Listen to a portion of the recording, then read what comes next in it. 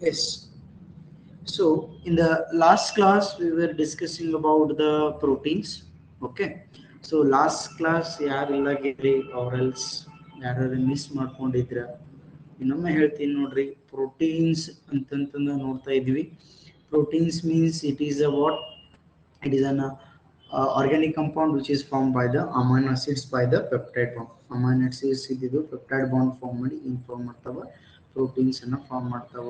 ಎರಡು amino acids ಕೂಡಿ ಒಂದು ಪ್ರೋಟೀನ್ ಆಗಿದ್ರೆ ಅದಕ್ಕೆ ನಾವು ಡೈಪೆಪ್ಟೈಡ್ ಅಂತ ಕರಿತೀವಿ. ಮೂರು ಅಮೈನೋ ಆಸಿಡ್ಸ್ ಕೂಡಿ ಪೆಪ್ಟೈಡ್ ಬಾಂಡ್ ಫಾರ್ಮ್ ಮಾಡಿತ್ತಂದ್ರೆ ಬಾಂಡ್ಸ್ ಅನ್ನು ಫಾರ್ಮ್ ಮಾಡಿ ಒಂದು ಮಾಲಿಕ್ಯೂಲ್ ಫಾರ್ಮ್ ಮಾಡಿತ್ತಂದ್ರೆ ಅದಕ್ಕೆ ನಾವು ಟ್ರೈಪೆಪ್ಟೈಡ್ ಅಂತ ಕರಿತೀವಿ.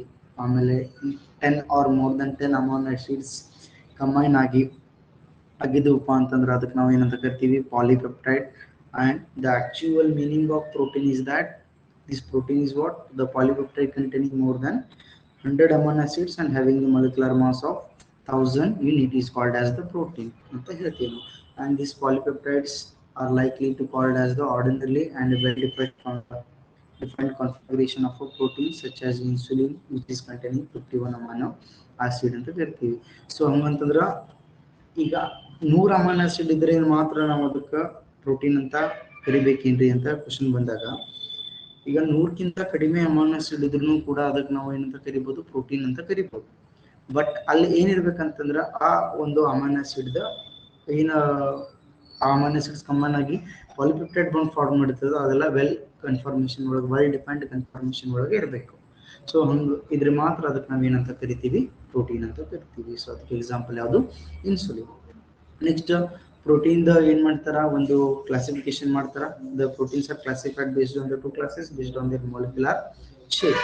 ಸೊ ಮಾಲಿಕ್ಯುಲರ್ ಶೇಪ್ ಮೇಲೆ ಪ್ರೋಟೀನ್ಸ್ ಅನ್ನ 2 ಟೈಪ್ಸ್ ಒಳಗೆ ಕ್ಲಾಸಿಫಿಕೇಶನ್ ಮಾಡ್ತಾರ, fibrous proteins and globular proteins ಅಂತ ಹೇಳಿ. ಸೊ ಫೈಬ್ರಸ್ ಪ್ರೋಟೀನ್ಸ್ ಅಂತಂದ್ರೆ they are just like a thread like, ಮತ್ತೆ ಏನಿರುತ್ತೆ ಅದ್ರದ್ದು ಚೈನ್ ಪ್ಯಾರಲಲ್ ಇರ್ತೈತಿ. ಸೊ ಅದಕ್ಕೆ ಎಕ್ಸಾಂಪಲ್ ಕೆರಾಟಿನ್, ಓಕೆ, ಮತ್ತು ಮಯೋಸಿನ್ ಅಂತ ನೋಡಿದ್ವಿ. ಕೆರಾಟಿನ್ ಅನ್ನೋದು ಹೇರ್ ಒಳಗೆ, ಹುಲ್ಲು ಒಳಗೆ ಮತ್ತು ಸಿಲ್ಕ್ ಒಳಗೆ ಇರ್ತದೆ ಅಂತ ಹೇಳ್ತೀವಿ. ಮಯೋಸಿನ್ ಅನ್ನೋದು ಮಸಲ್ಸ್ ಒಳಗೆ ಇರ್ತದೆ. ಇದು ಕೂಡ ನಮ್ಗೆ ಆಲ್ರೆಡಿ ನಾವು ಇದನ್ನ ಡಿಸ್ಕಸ್ ಮಾಡಿದ್ವಿ. ಆಮೇಲೆ ಗ್ಲೋಬ್ಯುಲರ್ ಪ್ರೋಟೀನ್ ಅಂತಂದ್ರೆ ಅದೇನಿರ್ತದೆ, ಸ್ಪೆರಿಕಲ್ ಇನ್ ಶೇಪ್ ಇರ್ತದೆ. ಸೊ ಅದಕ್ಕೆ ಗ್ಲೋಬ್ಯುಲರ್ ಪ್ರೋಟೀನ್ ಅಂತ ಕರೀತಾರೆ. ನೆಕ್ಸ್ಟ್ ಈ ಪ್ರೋಟೀನ್ ಸ್ಟ್ರಕ್ಚರ್ ನೋಡಿದ್ವಿ ನಾವು. ಪ್ರೋಟೀನ್ಗೆ 4 ಟೈಪ್ ಆಫ್ ಸ್ಟ್ರಕ್ಚರ್ಸ್ ಇರ್ತಾವ, primary, secondary, tertiary and quaternary ಅಂತ ಹೇಳಿ. ಸೊ ಪ್ರೈಮರಿ, ಸೆಕೆಂಡ್ರಿ, ಟರ್ಷರಿ ಮತ್ತು ಕ್ವಾಟರ್ನರಿ ಯಾವ ತರ ಇರ್ತದ ಅನ್ನೋದನ್ನು ಕೂಡ ನಾವು ನಮ್ಮ ಲಾಸ್ಟ್ ಕ್ಲಾಸ್ ಒಳಗೆ ಡಿಸ್ಕಸ್ ಮಾಡಿದ್ವಿ. ಪ್ರೈಮರಿ ಸ್ಟ್ರಕ್ಚರ್ ಅಂತಂದ್ರೆ ಒಂದು straight chain or straight sequence of amino acid ಇರ್ತದೆ. ಸೆಕೆಂಡರಿ ಸ್ಟ್ರಕ್ಚರ್ ಅಂತಂದ್ರೆ ಪ್ರೈಮರಿ ಸ್ಟ್ರಕ್ಚರ್ನ ಏನಾಗಿರ್ತದೆ ರೀ, ಅದು ಮತ್ತೆ ಫೋಲ್ಡ್ ಆಗಿರ್ತದೆ. ಬಟ್ ಈ ಸೆಕೆಂಡರಿ ಸ್ಟ್ರಕ್ಚರ್ ಫೋಲ್ಡ್ ಆಗೋದ್ರ ಮೇಲೆ 2 ಟೈಪ್ ಆಫ್ ಫೋಲ್ಡಿಂಗ್ ಆಗಿರ್ಬೋದು. ಒಂದು ಅಲ್ಫಾ ಹೆಲಿಕ್ಸ್ ಆಗಿರ್ಬೋದು, ಇನ್ನೊಂದು ಬೀಟಾ ಸ್ಟ್ರಕ್ಚರ್ ಅಂತ ಆಗ್ಬೋದು. ಅಲ್ಫಾ ಹೆಲಿಕ್ಸ್ ಅಂತಂದ್ರೆ ಅದ್ರ ರೈಟ್ ಹ್ಯಾಂಡ್ಲಿ ಟ್ವಿಸ್ಟೆಡ್ ಒಂದು ಕಾಯಿಲ್ ರೆಡಿ ಆಗ್ತದೆ, ಹೆಲಿಕ್ಸ್ ಅಂತ ಹೇಳಿ ಕರಿತೀವಿ. ಸೊ ಆ ತರ ಆಯ್ತಂತಂದ್ರೆ ಅದಕ್ಕೆ ಏನಂತ ಕರಿಬೇಕು ನಾವು, ಅಲ್ಫಾ ಹೆಲಿಕ್ಸ್. ಬೀಟಾ ಸ್ಟ್ರಕ್ಚರ್ ಅಂತಂದ್ರೆ ಒಂದು ಶೀಟ್ ತರ ಏನಾಗಿರ್ತದೆ, ಅದು ಸ್ಟ್ರೆಚ್ ಆಗಿ ಸೈಡ್ ಬೈ ಸೈಡ್ ಒಂದು ಇಂಟರ್ಮೊಲಿಕ್ಯುಲರ್ ಹೈಡ್ರೋಜನ್ ಬಾಂಡಿಂಗ್ಸ್ ಅನ್ನ ಮಾಡಿ ಒಂದು ಸ್ಟ್ರಕ್ಚರ್ ಫಾರ್ಮ್ ಆಗಿರ್ತೈತಿ. ಸೊ ಅದಕ್ಕೆ ನಾವು ಬೀಟಾ ಸ್ಟ್ರಕ್ಚರ್ ಅಂತ ಕರಿತೀವಿ. ಟರ್ಷರಿ ಸ್ಟ್ರಕ್ಚರ್ ಅಂತಂದ್ರೆ ಈ ಸೆಕೆಂಡರಿ ಸ್ಟ್ರಕ್ಚರ್ ಮತ್ತೆ ಫೋಲ್ಡ್ ಆದ್ರೆ ಅದಕ್ಕೆ ಮತ್ತೆ ಏನಂತ ಕರೆಯೋದು, ಟರ್ಷರಿ ಸ್ಟ್ರಕ್ಚರ್. ಮತ್ತು ಈ ಟರ್ಷರಿ ಸ್ಟ್ರಕ್ಚರ್ಗೆ ಇನ್ನೊಂದು ಸ್ಟ್ರ್ಯಾಂಡ್ ಬಂದು ಅಟ್ಯಾಚ್ ಆದ್ರೆ ಅದಕ್ಕೆ ಕ್ವಾಟರ್ನರಿ ಸ್ಟ್ರಕ್ಚರ್ ಆಫ್ ಪ್ರೋಟೀನ್ ಅಂತ ಕರಿತೀವಿ. So you can see here. So ಇಲ್ಲಿ ಏನು ಸ್ಟ್ರೇಟ್ ಕಾಣತೈತ್ರಿ, ಇದೊಂದು ಸೀಕ್ವೆನ್ಸ್ ಒಳಗೈತ್ರಿ, ಒಂದು ಸೀಕ್ವೆನ್ಸ್ ಆಫ್ ಅಮೈನೋ ಆಸಿಡ್ ಅಂತ ತಿಳ್ಕೊಂಡ್ರೆ ಇದು ಪ್ರೈಮರಿ ಸ್ಟ್ರಕ್ಚರ್. ಇದು ಪ್ರೈಮರಿ ಸ್ಟ್ರಕ್ಚರ್ ಏನಾಯ್ತು, ಕಾಯಿಲ್ ಆಯ್ತಪ್ಪ ಅಂತಂದ್ರೆ ಇದು ಸೆಕೆಂಡರಿ ಸ್ಟ್ರಕ್ಚರ್. ಈ ಸೆಕೆಂಡರಿ ಸ್ಟ್ರಕ್ಚರ್ ಮತ್ತೆ ಫೋಲ್ಡ್ ಆದ್ರೆ ಅದಾದ್ರು ಟರ್ಷರಿ. ಇನ್ನು ಈ ಟರ್ಷರಿಗೆ ಇನ್ನೊಂದು ಸ್ಟ್ರಕ್ಚರ್ ಬಂದು ಅಟ್ಯಾಚ್ ಆದ್ರೆ ಅದಕ್ಕೆ ಏನಂತ ಕರಿತೀವಿ ನಾವು, ಕ್ವಾಟರ್ನರಿ ಅಂತ. ಓಕೆ, ಅದಾದ ನಂತರ ನಾವು ಡಿನ್ಯಾಚುರೇಷನ್ ಅಂದ್ರೆ ಏನು ಅಂತ ನೋಡಿದ್ವಿ. ಡಿನ್ಯಾಚುರೇಷನ್ ಅಂತಂದ್ರೆ loss of physical and biological activities of protein is called as the denaturation of the protein. ಅಂದ್ರೆ ಯಾವಾಗ ಪ್ರೋಟೀನ್ ತನ್ನ ಬಯೋಲಾಜಿಕಲ್ ಆಕ್ಟಿವಿಟೀಸ್ ಅನ್ನ ಕಳ್ಕೊಂತದ, physical as well as the biological activity ಕಳ್ಕೊಂತದ, ಅದಕ್ಕೆ ನಾವು ಡಿನೇಚರೇಷನ್ ಆಫ್ ಪ್ರೋಟೀನ್ ಅಂತ ಕರಿತೀವಿ. ಸೊ ಡಿನೇಚರೇಷನ್ ಆಗ್ಬೇಕಂತಂದ್ರೆ ಏನೇನ್ ಆಗಿರ್ತೈತಿ, ಏನ್ ಕೊಡಬೇಕು ಅನ್ನೋದು ಕೂಡ ನಾವು ಲಾಸ್ಟ್ ಕ್ಲಾಸ್ ಒಳಗೆ ನೋಡಿದ್ವಿ. ಸೊ ನಾವು next today we are going to discuss about the enzymes.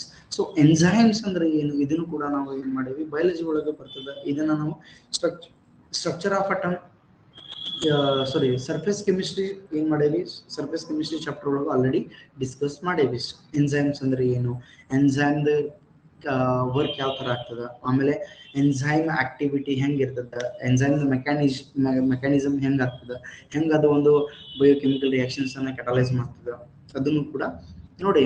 So ಮತ್ತೊಮ್ಮೆ ಅದ್ರ ಬಗ್ಗೆ ಜಸ್ಟ್ ಒಂದು ಗ್ಲಾನ್ಸ್, ಇದ್ರ ಬಗ್ಗೆ ಏನು ಜಾಸ್ತಿ ಡೀಟೇಲ್ ಆಗಿ ಕೊಟ್ಟಿಲ್ಲ ಅವರು. ಸೊ ಜಸ್ಟ್ ಅದನ್ನ ಮತ್ತೊಮ್ಮೆ ನಾವು ನೋಡ್ಬೇಕು. ಎನ್ಸೈಮ್ ಅಂತಂದ್ರೆ ಏನು? Enzymes are proteins which catalyze biochemical reaction. So ಇದು ನಮಗಂತೂ ಗೊತ್ತದೈತಿ.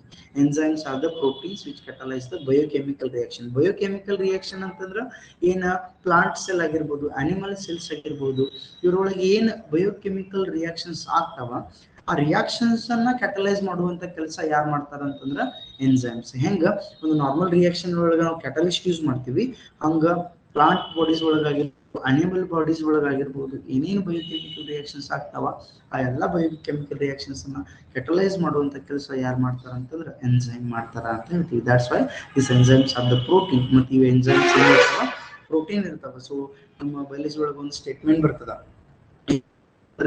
All enzymes are protein but not all proteins are enzymes ಅಂತ.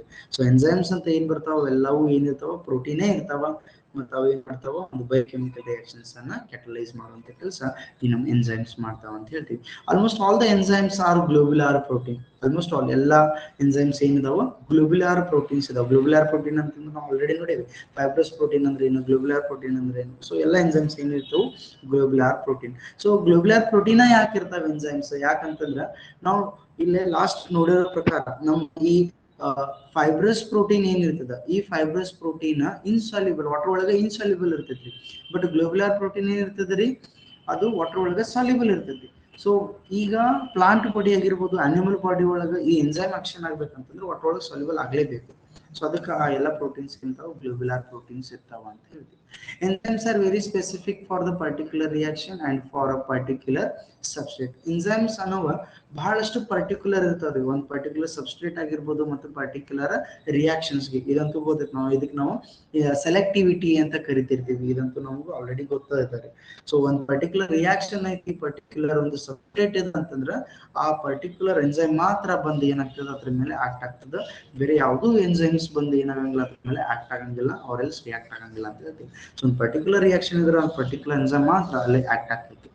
So they are generally named after the compound or a class of compounds upon which they are work.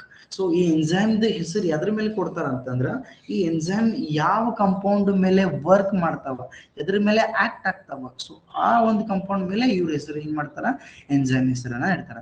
For an example, the enzyme that catalyze the hydrolysis of maltose into glucose is named the maltase.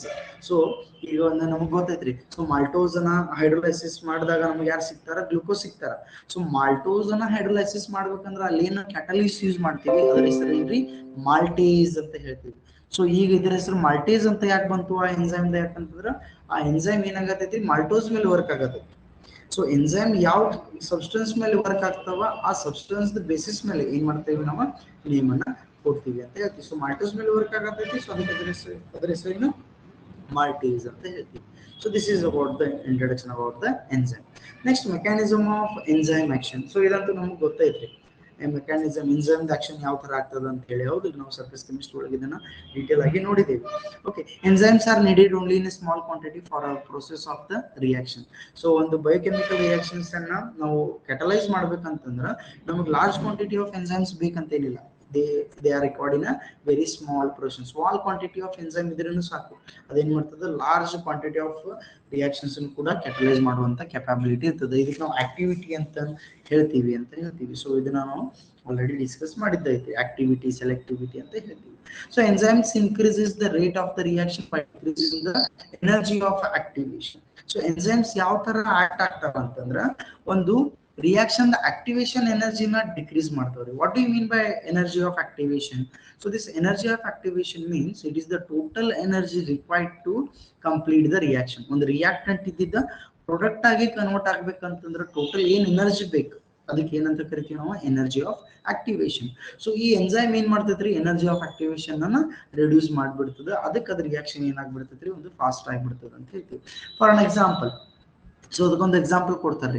So activation energy of acid hydrolysis of sucrose is 6.22 kilo Jules per mole.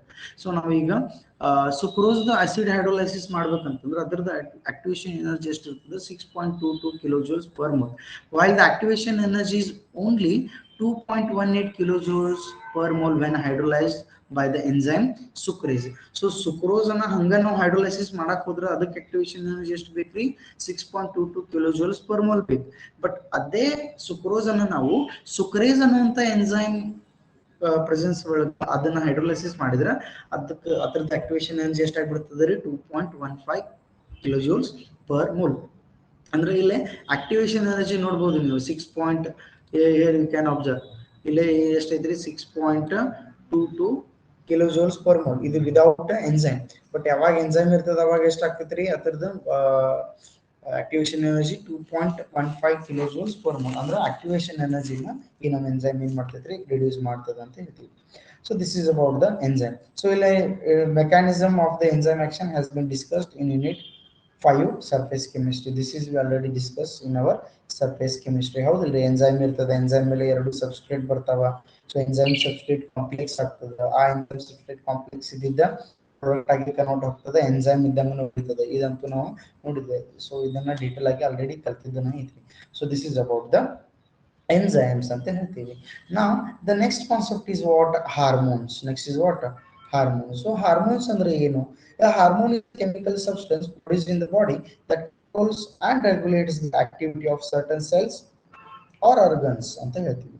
So ಈ hormones ಅಂದ್ರೆ these are the some of the chemicals, ಒಂದಿಷ್ಟು chemicals which are secreted in the body. ಒಂದು animal body ಒಳಗೆ ಏನಾಗ್ತಿರ್ತದೋ ಅದು specific kind of chemicals ಏನಾಗ್ತಿರ್ತಾವ, secrete ಆಗ್ತಿರ್ತಾವ.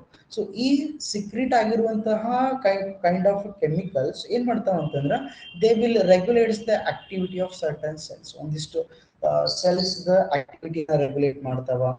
ಆಮೇಲೆ ಒಂದಿಷ್ಟು ಸೆಲ್ಸ್ ದ ಆಕ್ಟಿವಿಟಿನ ಏನ್ ಮಾಡ್ತಾವ, ರೆಗ್ಯುಲೇಟ್ ಮಾಡ್ತಾವ. ಅದ್ರ ಜೊತೆಗೇನೆ ಏನ್ ಮಾಡ್ತದ ಅಂತಂದ್ರೆ ಅದು ಗ್ರೋತ್ ಕೂಡ ಏನ್ ಮಾಡ್ತಿರ್ತಾವ, ಒಂದು ಆರ್ಗನ್ ಗ್ರೋತ್ ಅನ್ನ ರೆಗ್ಯುಲೇಟ್ ಮಾಡ್ತದ, ಒಂದು ಆರ್ಗನ್ ಫಂಕ್ಷನ್ ರೆಗ್ಯುಲೇಟ್ ಮಾಡ್ತದೆ, ಅಂದ್ರೆ ಕಂಟ್ರೋಲ್ ಮಾಡ್ತಿರ್ತದ. ಸೊ ಇಂಪಾರ್ಟೆಂಟ್ ಇರ್ತಾವ ನಮ್ಮ ಈ ಹಾರ್ಮೋನ್ಸ್ ಇರ್ತಾವ ಅಂತ ಹೇಳ್ತೀವಿ. So many hormones are secreted by the special glands. So ನಮ್ಮ ಬಾಡಿ ಒಳಗ, ಅನಿಮಲ್ ಬಾಡೀಸ್ ಒಳಗ ಬಹಳಷ್ಟು ಏನಿರ್ತಾವಪ್ಪ ಅಂತಂದ್ರೆ ಬಹಳಷ್ಟು ಹಾರ್ಮೋನ್ಸ್ ಸಿಕ್ರೆಟ್ ಆಗ್ತಿರ್ತಾವ. ಬಟ್ ಆ ಹಾರ್ಮೋನ್ಸ್ ಸಿಕ್ರೆಟ್ ಆಗ್ಬೇಕಂತಂದ್ರೆ ಎಲ್ಲಾ ಕಡೆನೂ ಆಗಂಗಿಲ್ಲ. These hormones are secreted by some of the special glands only. ಒಂದಿಷ್ಟು ಸ್ಪೆಷಲ್ ಗ್ಲ್ಯಾಂಡ್ಸ್ ಮಾತ್ರ, ಗ್ರಂಥಿ ಅಂತ ಏನ್ ಕರಿತೀವಿ ನಾವು ಕನ್ನಡ ಒಳಗ, ಅವಷ್ಟೇ ಏನ್ ಮಾಡ್ತಾವ, ಅದನ್ನ ಸಿಕ್ರೇಟ್ ಮಾಡ್ತಾವ. ಸೊ ಅದಕ್ಕೆ ಎಕ್ಸಾಂಪಲ್ ಏನು, ಥೈರಾಯ್ಡ್ ಗ್ಲ್ಯಾಂಡ್ ಅಂತ ಹೇಳ್ತೀವಿ. So this thyroid gland also secrete some of the hormones ಅಂತ ಹೇಳ್ತೀವಿ. ಸೊ ಇದಕ್ಕೆ ಎಕ್ಸಾಂಪಲ್ ಇದು. Next, hormones are essential for every activity of the life. ನಮ್ಮ ಹಾರ್ಮೋನ್ ಇದ್ದಿದ್ದ ನಮ್ಮ ಪ್ರತಿಯೊಂದು ಲೈಫ್ ಆಕ್ಟಿವಿಟಿಗೆ ಬಹಳಷ್ಟು ಏನಿರ್ತಾವ, ಎಸೆನ್ಷಿಯಲ್ ಇರ್ತಾವೆ ಅಂತ. Including the process of digestion. Digestion ಆಗ್ಬೇಕಂದ್ರೆ ಹಾರ್ಮೋನ್ಸ್ ಬೇಕು. ಮೆಟಾಬಾಲಿಕಲ್ ಆಕ್ಟಿವಿಟೀಸ್ ಕರೆಕ್ಟ್ ಆಗ್ಬೇಕಂತಂದ್ರೆ ಹಾರ್ಮೋನ್ಸ್ ಬೇಕು. ಗ್ರೋತ್ ಆಗ್ಬೇಕಂದ್ರೆ ಹಾರ್ಮೋನ್ಸ್ ಬೇಕು. ರೀಪ್ರೊಡಕ್ಷನ್ ಆಗ್ಬೇಕಂದ್ರೆ ಹಾರ್ಮೋನ್ಸ್ ಬೇಕು. And mood controls, angriness, happiness, so ಈ ಎಲ್ಲಾ ಮೂಡ್ ಕಂಟ್ರೋಲ್ಸ್ಗೂ ಕೂಡ ಏನಿರ್ತಾವ, ಹಾರ್ಮೋನ್ಸ್ ನಮಗ ಬೇಕಾಗಿರ್ತಾವ, ಆಕ್ಟಿವೇಟ್ ಮಾಡ್ತಾವ, ರೆಗ್ಯುಲೇಟ್ ಮಾಡ್ತಾವ ಅಂತ ಹೇಳ್ತೀವಿ. Okay. Many hormones such as neurotransmitters are active in more than one physical form. So ಬಹಳಷ್ಟು ಹಾರ್ಮೋನ್ಸ್ ಏನಿರ್ತಾವ ಅಂತಂದ್ರ ಒಂದಕ್ಕಿಂತ ಜಾಸ್ತಿ ಫಿಸಿಕಲ್ ಫಾರ್ಮ್ ಒಳಗೆ ಏನಿರ್ತಾವ, ಆಕ್ಟಿವ್ ಇರ್ತಾವ. ಫಾರ್ ಎಕ್ಸಾಂಪಲ್ ನ್ಯೂರೋಟ್ರಾನ್ಸ್ಮಿಟರ್ಸ್ ಏನ್ ಮಾಡ್ತಿರ್ತಾವ ಅಂತಂದ್ರ more than one form physical form ಒಳಗ ಅವ ಇರ್ತಾವ ಅಂತ ಹೇಳ್ತೀವಿ. ಸೊ ಇಲ್ಲೊಂದು ಚಾರ್ಟ್ ಕೊಟ್ಟಿದ್ದಾರೆ. ಏನ್ ಹೇಳ್ತಾರ, ಪಾಲಿಪೆಪ್ಟೈಡ್. ಸೊ ಟೈಪ್ ಅಂದ್ರ ಪಾಲಿಪೆಪ್ಟೈಡ್ ಇದ್ದಾಗ ಎಕ್ಸಾಂಪಲ್ ಯಾರ, ಇನ್ಸುಲಿನ್, ಗ್ಲುಕಾಗೋನ್ ಇದ್ದಾಗ ಫಂಕ್ಷನ್ ಏನಂತಾರೆ, maintain the blood sugar level ಅಂತ ಹೇಳ್ತೀವಿ. ಸೊ ಇವು ಕೂಡ ಏನು ಹಾರ್ಮೋನ್ಸ್, ಹೌದಿಲ್ರಿ. ದೆನ್ ಅಮೈನೋ ಆಸಿಡ್ ಡೆರಿವೇಟಿವ್ಸ್ ಯಾವ್ಯಾವ ಇರ್ತಾರ, ಇಪಿನೆಫ್ರಿನ್ ಅನ್ನುವಂಥದ್ದು ಒಂದು ಹಾರ್ಮೋನ್ ಐತಿ. That bring out the response to the stimuli. ಏನು ಸ್ಟಿಮ್ಯುಲೈಸ್ ಏನು ಚೇಂಜಸ್ ಆಗ್ತಿರ್ತಾವ, ಓಕೆ, ಈಗ ಟಚ್ ಸೆನ್ಸ್ ಆಗಿರ್ಬೋದು. ಸೊ ಇಂಥ ಸ್ಟಿಮ್ಯುಲೈಸ್ಗೆ ಯಾರು ಮಾಡ್ತಾರ, ರೆಸ್ಪಾನ್ಸ್ ಯಾರು ತೊಗೊಂಬರ್ತಾರ್ರಿ, ಸೊ ಎಪಿನೆಫ್ರಿನ್ ಅಂತ ಕರಿತೀವಿ ನಾವು. ಅಂಡ್ ದೆನ್ ಥೈರಾಕ್ಸಿನ್ ಅನ್ನುವಂಥ ಒಂದು ಹಾರ್ಮೋನ್ ಇರ್ತದೆ, ಅಯೋಡಿನ್ ಕಂಟೈನಿಂಗ್ ಹಾರ್ಮೋನ್. ಅದು ಥೈರಾಕ್ಸಿನ್ ಒಳಗೆ ಏನಿರ್ತದೆ, iodine. So this thyroxine is growth and development. ಏನ್ ಫಂಕ್ಷನ್ ಮಾಡ್ತದೆ, ಗ್ರೋತ್ ಮತ್ತು ಡೆವಲಪ್ಮೆಂಟ್ ಅನ್ನು ಫಂಕ್ಷನ್ ಏನ್ ಮಾಡ್ತದೆ ಕಂಟ್ರೋಲ್ ಮಾಡ್ತಿರ್ತದೆ ಅಂತ ಹೇಳ್ತೀವಿ. ನೆಕ್ಸ್ಟ್ ಸ್ಟೆರಾಯ್ಡ್ ಇರುವಂತಹ ಹಾರ್ಮೋನ್ಸ್, ಅದಕ್ಕೆ ಎಕ್ಸಾಂಪಲ್ ಏನು, oestrogen and androgen. Oestrogen and androgen ನೀವು ಕೇಳಿರ್ಬೋದು. ಸೊ ಇವೇನ್ ಮಾಡ್ತಾವ ಅಂದ್ರೆ development of secondary sex characters ಅಂತ ಹೇಳ್ತೀವಿ. ಸೊ ಇಸ್ಟ್ರೋಜನ್ ಆಂಡ್ರೋಜನ್ ಇವೇನಿರ್ತಾವ ಅಂತಂದ್ರೆ ಸೆಕೆಂಡರಿ ಸೆಕ್ಸ್ ಕ್ಯಾರೆಕ್ಟರ್ಸ್ ಅಂತಂದ್ರೆ ಈಗ ಬಾಯ್ಸ್ಗೆ ವಾಯ್ಸ್ ಹಾರ್ಶ್ ಆಗದ, ಆಮೇಲೆ ಮುಸ್ಟಾಶ್ ಬರದ, ಬಿಯರ್ಡ್ಸ್ ಬರದ ಆಗ್ತಿರ್ತದೆ. ಆಮೇಲೆ ಗರ್ಲ್ಸ್ ಕಡೆ ನೋಡಕ್ ಹೋದ್ರ ಅವ್ರದ್ದು ವಾಯ್ಸ್ ಏನಾಗ್ತದೆ ಸಾಫ್ಟ್ ಆಗ್ತಿರ್ತದೆ. ಸೊ ಇವೆಲ್ಲ ಸೆಕೆಂಡರಿ ಸೆಕ್ಸ್ ಕ್ಯಾರೆಕ್ಟರ್ಸ್ ಅಂತ ಹೇಳ್ತೀವಿ. ಸೊ ಈ ಸೆಕೆಂಡರಿ ಸೆಕ್ಸ್ ಕ್ಯಾರೆಕ್ಟರ್ಸ್ ಅನ್ನ ರೆಗ್ಯುಲೇಟ್ ಮಾಡೋದು ಯಾರ, ಈ ಈಸ್ಟ್ರೋಜನ್ಸ್ ಮತ್ತು ಆಂಡ್ರೋಜನ್ಸ್. ಸೊ ಇಂಥ ಬಹಳಷ್ಟು ಹಾರ್ಮೋನ್ಸ್ ಏನಿದಾವ ನಮ್ಮ ಬಾಡಿ ಒಳಗ ಇದ್ದೇ ಇರ್ತಾವ. ಸೊ ಈ ಹಾರ್ಮೋನ್ಸ್ ಏನ್ ಮಾಡ್ತಾವ ಅಂತಂದ್ರೆ ಸಚ್ ಕೈಂಡ್ ಆಫ್ ರೆಗ್ಯುಲೇಷನ್ಸ್ ಅನ್ನ ಮಾಡ್ತಿರ್ತಾವ. ಆಕ್ಟಿವಿಟಿ ಆಗಿರ್ಬೋದು, ಯಾವುದೇ ಒಂದು ಗ್ಲ್ಯಾಂಡ್ ಫಂಕ್ಷನ್ ಆಗಿರ್ಬೋದು, ಆರ್ಗನ್ ಫಂಕ್ಷನ್ ಆಗಿರ್ಬೋದು, ಬಯೋಕೆಮಿಕಲ್ ರಿಯಾಕ್ಷನ್, ಡೈಜೆಷನ್, ಆಮೇಲೆ ಯಾವುದೇ ಒಂದು ಕೆಮಿಕಲ್ ರಿಯಾಕ್ಷನ್ ಅಂತ ಹೋಗ್ತೀನಿ, ಬಹಳಷ್ಟು ಆಕ್ಟಿವಿಟೀಸ್ ನಮ್ಮ ಈ ಹಾರ್ಮೋನ್ಸ್ ಏನ್ ಮಾಡ್ತಿರ್ತಾರ, ರೆಗ್ಯುಲೇಟ್ ಮಾಡ್ತಿರ್ತಾವ. So in the case hormones secretion ಸ್ವಲ್ಪ ಇಂಬ್ಯಾಲೆನ್ಸ್ ಆಗ್ಬಿಟ್ರೆ ಅವಾಗ ಏನಾಗ್ತದಪ್ಪ ಅಂದ್ರೆ ಸಿವಿಯರ್ ಡಿಫಿಕಲ್ಟೀಸ್ ಅವಾಗ ಫೇಸ್ ಮಾಡ್ಬೇಕಾಗ್ತದೆ. ಸೊ ಅಷ್ಟು ಇಂಪಾರ್ಟೆಂಟ್ ಯಾರು ಇರ್ತಾರ ಅಂತಂದ್ರ ಈ ನಮ್ಮ ಹಾರ್ಮೋನ್ಸ್ ಇರ್ತಾರ ಅಂತ ಹೇಳ್ತೀವಿ. ಸೊ ಈಗ ನೋಡ್ರಿ, ಸೊ ಇದು ಯಾರ ಬಗ್ಗೆ ಆಯ್ತ್ರಿ, ಇದು ಹಾರ್ಮೋನ್ಸ್ ಬಗ್ಗೆ ಆಯ್ತು. Next is vitamins. ಇದನ್ನು ಕೂಡ ನಾವು ಬಹಳ ಸಲ ಕೇಳಿದ್ವಿ. ವಿಟಾಮಿನ್ಸ್ ಅಂದ್ರೆ ಇದು ಕೂಡ ಒಂದು ಬಯೋಮಾಲಿಕ್ಯೂಲ್. ಸೊ ವಿಟಾಮಿನ್ಸ್ ಅಂದ್ರೆ vitamins are the organic compounds which are required in small quantity in our for normal maintenance, optimum growth and the growth of the organism. Vitamins ಏನದಾವ ಅಂದ್ರೆ ನಮ್ಮ ಡಯಟ್ ಒಳಗೆ ಬಹಳಷ್ಟು ಕಡಿಮೆ ಕ್ವಾಂಟಿಟಿ ಒಳಗೆ ರಿಕ್ವೈರ್ ಆಗ್ತಿರ್ತದೆ. So ಯಾಕೆ ವಿಟಾಮಿನ್ಸ್ ಬೇಕು for the normal maintenance of optimum growth, ಒಂದು ಆರ್ಗ್ಯಾನಿಕ್ ನಾರ್ಮಲ್ ಗ್ರೋತ್ ಆಗ್ಬೇಕಂತಂದ್ರೆ, ಆಪ್ಟಿಮಮ್ ಗ್ರೋತ್ ಒಂದು ಕರೆಕ್ಟ್ ಗ್ರೋತ್ ಆಗ್ಬೇಕಂತಂದ್ರ, ಆಮೇಲೆ ಆ ತರದ ಕರೆಕ್ಟ್ ಹೆಲ್ತ್ ಆಗಿ ಕಾಪಾಡ್ಕೊಂಡು ಹೋಗ್ಬೇಕಂತಂದ್ರ ನಮ್ಮ ಈ ವಿಟಾಮಿನ್ಸ್ ಬೇಕೇ ಬೇಕು ಅಂತ ಹೇಳ್ತೀವಿ. ಸೊ ಅಷ್ಟು ಇಂಪಾರ್ಟೆಂಟ್ ಏನಿರ್ತಾವ ವಿಟಾಮಿನ್ಸ್ ಇರ್ತಾವ. Most of the vitamins cannot synthesize in our body, but plants can synthesize almost all of them. So they are consider as the essential food factors ಅಂತ.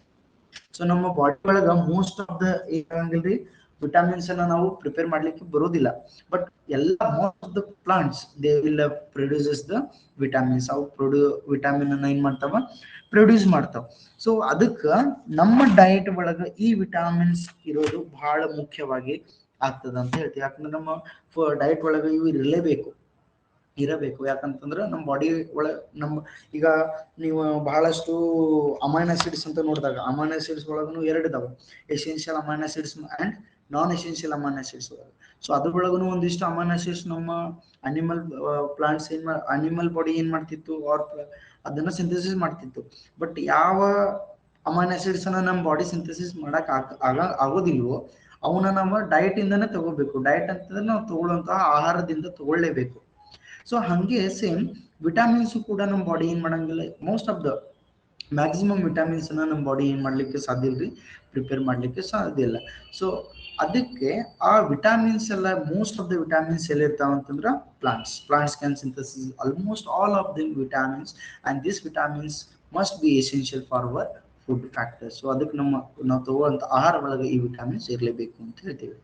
Deficiency of vitamins can cause the specific diseases. Excess of vitamins is also harmful and the vitamin pills should not be taken without the advice of the doctor ಅಂತ ಹೇಳ್ತೀವಿ. ಈಗ vitamins ಕಡಿಮೆ ಇದ್ರೂ ನಡೆಯೋದಿಲ್ಲ, ಯಾಕಂದ್ರೆ ಕಡಿಮೆ ಆದ್ರೆ ಡೆಫಿಷಿಯನ್ಸಿ ಆಫ್ ವಿಟಾಮಿನ್ಸ್ ಆಗ್ಬಿಡ್ತದೆ. ಸೊ ಅವಾಗೂ ಒಂದ್ ಏನಾರ ನಮಗೆ ಡಿಸೀಸ್ ಆಗುವಂತ ಚಾನ್ಸಸ್ ಇರ್ತದೆ. ಸೊ ಎಕ್ಸೆಸ್ ಆಫ್ ವಿಟಾಮಿನ್ಸ್ ಆದ್ರೂ ಕೂಡ ಅದು ಏನಿರ್ತದೆ ಬಹಳಷ್ಟು ಹಾರ್ಮ್ಫುಲ್ ಇರ್ತದೆ. ಸೊ ನಮ್ ಬಾಡಿ ಒಳಗ ವಿಟಾಮಿನ್ಸ್ ಲೆವೆಲ್ ಜಾಸ್ತಿನೂ ಇರಬಾರ್ದು, ಕಡಿಮೆನೂ ಇರಬಾರ್ದು. ಮತ್ತೆ ಒಬ್ಬೊಬ್ರು ಏನ್ ಮಾಡ್ತಿರ್ತಾರ ಅಂತಂದ್ರೆ ವಿಟಾಮಿನ್ ಪಿಲ್ಸ್ ಅನ್ನ ತಗೊಂತಿರ್ತಾರ. ಸೊ ಆ ವಿಟಾಮಿನ್ ಪಿಲ್ಸ್ ಕೂಡ ನಾವೇನ್ ಮಾಡಬಹುದು, without the concern of advice of the doctor we should not take that vitamin pills also ಅಂತ ಹೇಳ್ತೀವಿ. ಸೊ ಯಾಕಂತಂದ್ರೆ ಅಷ್ಟು ಕ್ರಿಟಿಕಲ್ ಏನಿರ್ತದೆ ಅಂತಂದ್ರೆ ವಿಟಾಮಿನ್ಸ್ ಫಂಕ್ಷನ್ ಇರ್ತದೆ. ಯಾಕಂದ್ರೆ ಅದು ಕಡಿಮೆನೂ ಆಗ್ಬಾರ್ದು, ಜಾಸ್ತಿನೂ ಆಗ್ಬಾರ್ದು. ಒಂದು ಆಪ್ಟಿಮಮ್ ಗ್ರೋತ್ ಆಗ್ಬೇಕಂದ್ರೆ ಈ ವಿಟಾಮಿನ್ಸ್ ಏನಿರ್ಬೇಕು, ಕರೆಕ್ಟ್ ಕಾನ್ಸಂಟ್ರೇಷನ್ ಒಳಗೆ ಇರಲೇಬೇಕು. ಹೆಚ್ಚು ಕಡಿಮೆ ಆಯ್ತು ಅಂತಂದ್ರೆ we will go and face the diseases ಅಂತ ಹೇಳ್ತೇವೆ. So this is about the vitamins. ನಾವು next vitamins classification of the vitamin. ಈ ವಿಟಾಮಿನ್ಸ್ ಅನ್ನ ಕ್ಲಾಸಿಫೈ ಮಾಡ್ತಾರೆ. Vitamins are classified into 2 groups. Vitamins ಅನ್ನ ಎರಡು ಟೈಪ್ ಒಳಗ ಏನ್ ಮಾಡ್ತಾರ ಕ್ಲಾಸಿಫೈ ಮಾಡ್ತಾರ. First one is fat soluble vitamin and water soluble vitamin. So first water fat soluble vitamins ಅಂದ್ರೆ ಏನು?